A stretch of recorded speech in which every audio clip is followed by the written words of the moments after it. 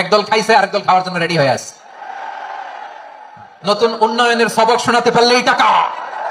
স্বাধীনতার পর থেকে শুধু শাসকের হাত বদল হয়েছে। ইউনুস গভর্নমেন্টকে আমি বলবো, অল্প সময়ের জন্য আপনারা এসেছেন, সংস্কার করতে হবে, আবার নির্বাচন করতে হবে, সব সংস্কার হতে করতে পারবেন না। আওয়ামী লীগ সহ অন্যান্য রাজনৈতিক দলগুলো নিয়ে বিস্ফোরক মন্তব্য করেছেন আজহারী। প্রশ্ন হচ্ছে, কি বললেন জনপ্রিয় এই যশোরের মাহফিলে মিজানুর রহমান আজহারী একই বিস্ফোরক মন্তব্য করলেন বিএনপি এবং আওয়ামী লীগকে নিয়ে। তার সাথে ডক্টর ইউনুসকে কড়া হুঁশিয়ারি জানিয়েছে। এই সকল প্রকার তথ্য নিয়ে চলে এসেছে আজকের এই ভিডিওটিতে। ভিডিওর শুরুতেই বেশ কিছু ভিডিওর অংশের বিশেষ আপনারা দেখেছেন। মূলত আজকের এই ভিডিওটিতে সেই সকল ভিডিওর বিস্তারিত আলোচনা দেখতে পারবেন। ভিডিওর শুরুতেই যে সকল ভিডিও দেখেছেন তা থেকে আন্দাজ করতে পেরেছেন আজকের এই ভিডিওটি কতটুকু গুরুত্বপূর্ণ হতে চলেছে। অতএব চলুন না টেনে একটি লাইক দিয়ে সম্পূর্ণ ভিডিওটি দেখে আসি। একদল খাইছে আরেকদল খাওয়ার জন্য রেডি হয়ে আছে।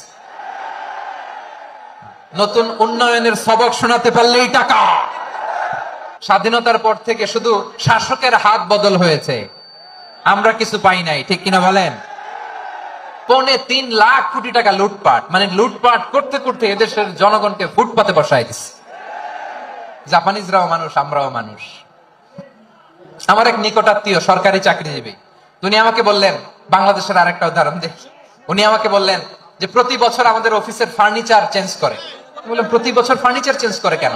বলে যে ফার্নিচার নতুন পারচেজ করলেই তো এখানে টাকা, নতুন কিনতে পারলেই টাকা, নতুন উন্নয়নের সবক শোনাতে পারলেই টাকা। প্রথম আলোর রিপোর্ট, কি আলো? প্রথম আলোর রিপোর্ট, গত 15 বছরে উন্নয়নের নামে লুটপাট হয়েছে প্রায় 3.25 লাখ কোটি টাকা। কার রিপোর্ট? আমাদের বানানো কথা। প্রথম আলোর রিপোর্ট। গত 15 বছরে কারা ছিল জানেন তো? হ্যাঁ, শুধু ওনাদেরকেই দোষ দিয়ে লাভ নাই। স্বাধীনতার পর থেকে শুধু শাসকের হাত বদল হয়েছে, আমরা কিছু পাই নাই, ঠিক কিনা বলেন? শুধু ওনাদের দোষ দিয়ে কি লাভ? একদল খাইছে আরেকদল খাওয়ার জন্য রেডি হয়ে আছে। আমরা এরকম চাই না। আমরা চাই স্বাধীন সার্বভৌম বাংলাদেশ। আমরা চাই দুর্নীতিমুক্ত বাংলাদেশ। আমি নিউজটা যে কতবার বললাম, এটা কি সম্ভব? 3.25 লাখ কোটি টাকা লুটপাট, মানে লুটপাট করতে করতে এদেশের জনগণকে ফুটপাতে বসাই দিচ্ছে। প্রিয় ভাইরা, জাপানের মানুষও মানুষ, আমরাও মানুষ। সিদ্ধান্ত আপনার, কোন মানুষ হবেন, ভালো মানুষ না খারাপ মানুষ?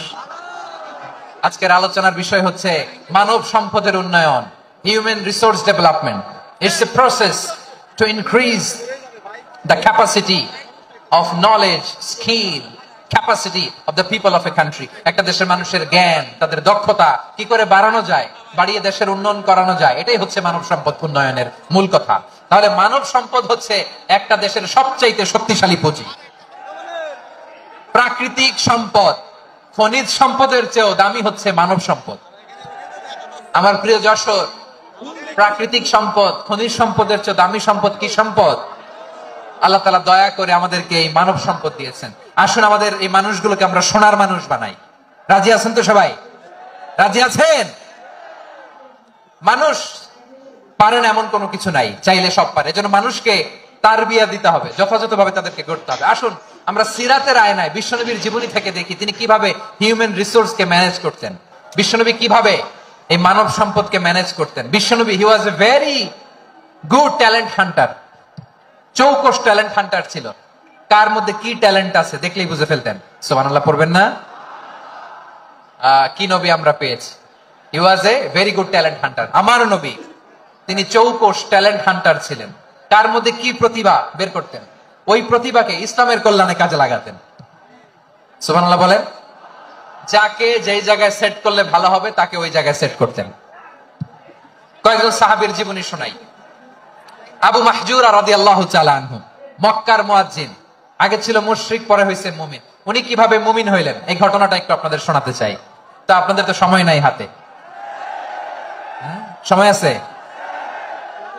এই জেনজি শেষ করে দিল আজকের প্রোগ্রামটা।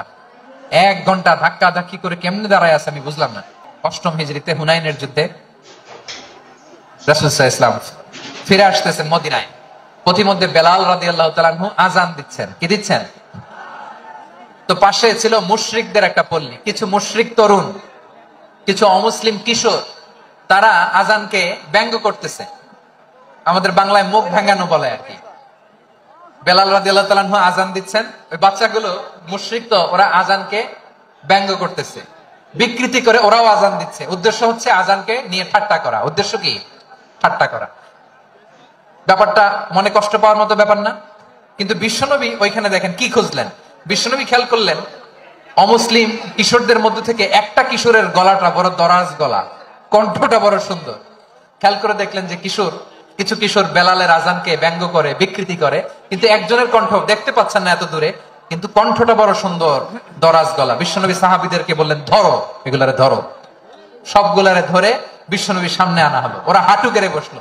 বিশ্বনবী বললেন, তোমাদের মধ্যে কে যেন ব্যঙ্গ করে আজান দিচ্ছিল, তার গলাটা বড় উঁচু, গলার বেসটা বড় মজবুত, মেলোডিয়াস, সমুদ্র কণ্ঠ, কে? আবু মাহজুরা বলে, আমার বন্ধুরা সবাই আমার দিকে আঙ্গুল দেখায়, আমি পড়ে গেছি বিপদে। রাসূল সাল্লাল্লাহু আলাইহি ওয়াসাল্লাম বাকি অমুসলিম তরুণদেরকে ছেড়ে দিলেন, বললেন তোমরা যাও। এবার আবু মাহজুরারে পাইছে। আবু মাহজুরার চুলের মধ্যে হাত দিলেন বিশ্বনবী, মাথায় হাত দিয়ে বললেন, এবার আজান দাও দেখি।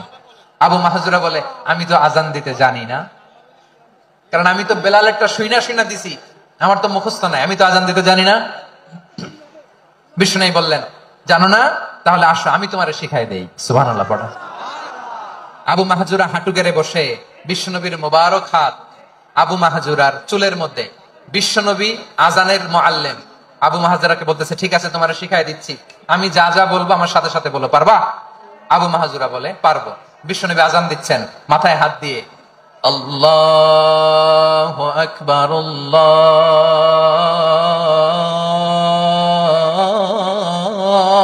আল্লাহু আকবার। আবু মাহজুরা এই বাক্যটা পড়লেন।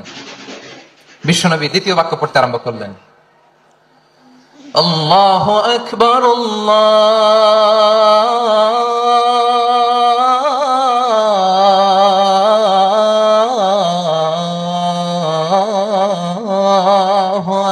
আকবার।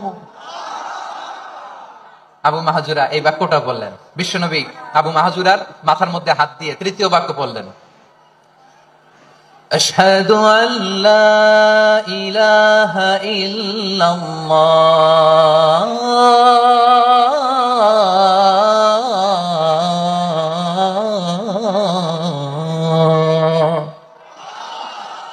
আবু মাহজুরা তৃতীয় বাক্য পড়লেন। বিশ্বনবী একটা বাক্য পরে আবু মাহজুরা পরে, বিশ্বনবী পরে আবু মাহজুরা পরে। আবু মাহজুরা কিন্তু অমুসলিম, মুশরিক। আবু মাহজুরা বলে, এক একটা বাক্য পড়ি আমার কলিজাটা গলে ঠান্ডা হয়ে যায়। এতদিন মোহাম্মদকে গালি দিতাম, এখন মোহাম্মদ আমার মাথায় যখন হাত রাখছে আমার সারা শরীর ঠান্ডা হয়ে গেছে।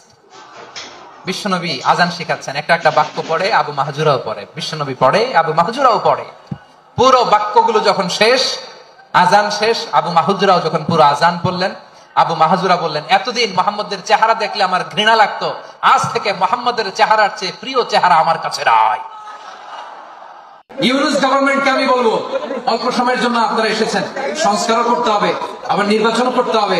সব সংস্কার হতে করতে পারবেন না, যতটুকু পারবেন এর মধ্যে আমাদের যে হিউজ ম্যান পাওয়ার, আমাদের যে মানব সম্পদ, হিউম্যান রিসোর্স, এটাকে ডেভেলপ করে আপনাদের যেতে হবে। যেটা পারবেন না সেটাকে পরবর্তী নির্বাচিত গভর্নমেন্টের কাছে রেখে যেতে হবে, তারা যেন করে, তাদের কাছে আপনারা এটা রেখে যান। তাহলে মানুষ চাইলে বিশ্ব জয় করতে পারে, আর মানুষকে হারাতে পারে কেউ? জোরে বলে যশোর, মানুষকে হারাতে পারে কেউ? আল্লাহ আমাদেরকে জনসংখ্যা দিয়েছেন প্রিয় ভাইয়েরা, এই জনসংখ্যা অনেক বড় সম্পদ, এটা আমাদের জন্য অভিশাপ নয়, আশীর্বাদ। আমাদের জনসংখ্যাকে যদি আমরা জনশক্তিতে রূপান্তর করতে পারি, আজকে বাংলাদেশ যে অবস্থানে দাঁড়িয়ে আছে, বাংলাদেশ তার 20 গুণ উন্নতির শিখরে চলে যাবে। চিল্লায় বলো ঠিক কিনা? আমাদের শ্রমিক ভাইয়েরা বাইরে কাজ করে, আমাদের শ্রমজীবী ভাইয়েরা, প্রবাসীরা, তাদের ব্যাপারে গুরুত্ব দিতে হবে। আমাদের শ্রমের দাম সবচেয়ে কম, সবচেয়ে কম। তারা এম্বাসিতে গুরুত্ব পায় না, এয়ারপোর্টে গুরুত্ব পায় না। এই সরকার অবশ্য তাদেরকে অনেক গুরুত্ব দিচ্ছে। আমাদের অদক্ষ শ্রমিককে যখন আমরা দুবাই পাঠাই অল্প বেতন পায়, কিন্তু ইন্ডিয়ানরা দক্ষ শ্রমিক পাঠাইলে তার 3 গুণ বেতন পায়। আমরা আমাদের শ্রমিকদেরকে অদক্ষ ভাবে আর পাঠাতে চাই না, দক্ষ শ্রমিক পাঠিয়ে আমরা রেমিটেন্সের বন্যা বইয়ে দেব। আমাদের শ্রমিকদের পাঠানো রেমিটেন্সের টাকায় সচল থাকে আমার দেশের অর্থনীতির চাকা। তাদেরকে সবচেয়ে গুরুত্ব দিতে হবে। আমরা পেয়েছি ফ্রিডম ফাইটার, মুক্তিযোদ্ধা, আর আমার প্রবাসী ভাইরা হচ্ছে রেমিটেন্স ফাইটার। জোরে বলো ঠিক কিনা? তাহলে আমাদের এই জনশক্তিকে জনসম্পদে ট্রান্সফর্ম করতে হবে, ঠিক কিনা বলেন? সরকার জনগণকে এভাবে পলিশ করতে হবে। মা বাবারা ছেলে মেয়েদের মধ্যে কার কোন যোগ্যতা তাকে ওইভাবে কাজে লাগাতে হবে। সবার এ প্লাস পাওয়ার কোনো দরকার নেই। আমাদের দেশে একটা টেন্ডেন্সি আছে, পরীক্ষায় এ প্লাস না পাইলে কই তুই কি করলি, পাশের বাড়ির ছেলে এ প্লাস পাইছে, যা ওর পা ধোয়া পানি খা। কি খা? আমি ভাবছি যে পা ধোয়া, এ প্লাস পাওয়া ছেলেদের পা ধোয়া পানির একটা পানির ব্র্যান্ড বানাইতে হবে। এরকম লেখা থাকবে, এ প্লাস পাওয়া ছেলেদের পা ধোয়া পানি। খাওয়া নাই, এগুলার খাওয়া নাই।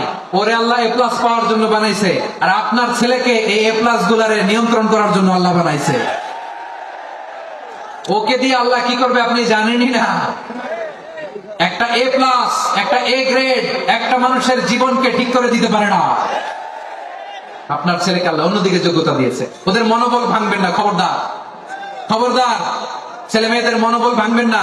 যাকে দিয়ে যেটা হবে তাকে দিয়ে সেটা করতে হবে, তার প্রতিভাকে সেভাবে কাজে লাগাতে হবে। তাহলে বাংলাদেশ, আমাদের এই জনসংখ্যা জনসম্পদে রূপান্তরিত হবে।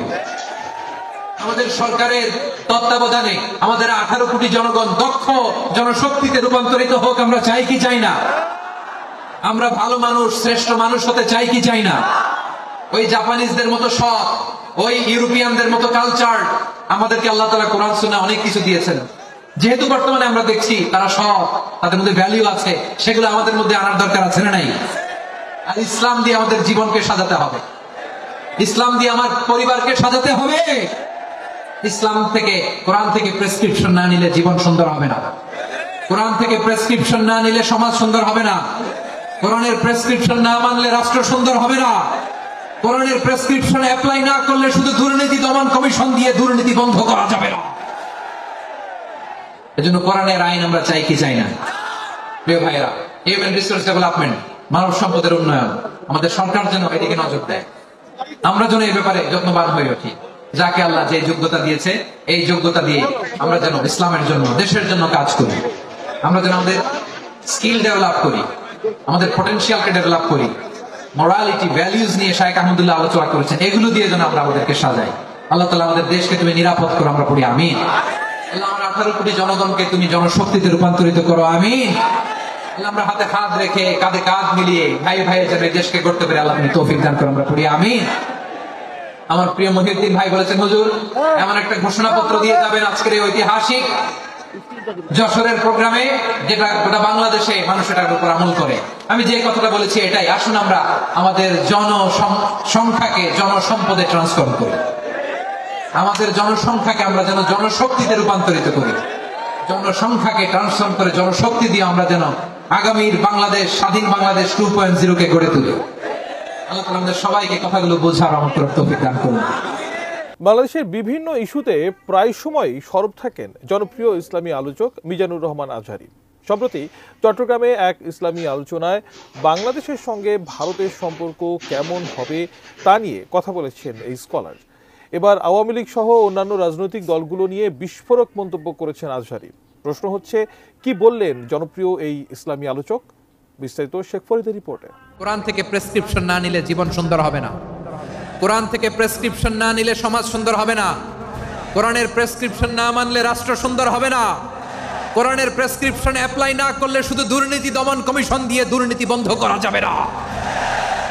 আদ-দ্বীন ফাউন্ডেশন আয়োজিত 3 দিনব্যাপী ইসলামী আলোচনা শেষ দিন ধর্মপ্রাণ মুসল্লিদের ঢল নামে। বিশেষ করে আন্তর্জাতিক খ্যাতিমান বক্তা মিজানুর রহমান আজহারীর আসার খবরে মাহফিল প্রাঙ্গণে কয়েক লাখ মানুষের সমাগম ঘটে। এদিন সন্ধ্যায় আস-সুন্নাহ ফাউন্ডেশনের প্রতিষ্ঠাতা চেয়ারম্যান শায়খ আহমদুল্লাহ বক্তব্য রাখেন। ইসলামী এই আলোচনায় ডক্টর ইউনূসের সরকারকে উদ্দেশ্য করে আজহারী জানান, ইউনূস গভর্নমেন্টকে আমি বলবো, অল্প সময়ের জন্য আপনারা এসেছেন, সংস্কারও করতে হবে, আবার নির্বাচনও করতে হবে।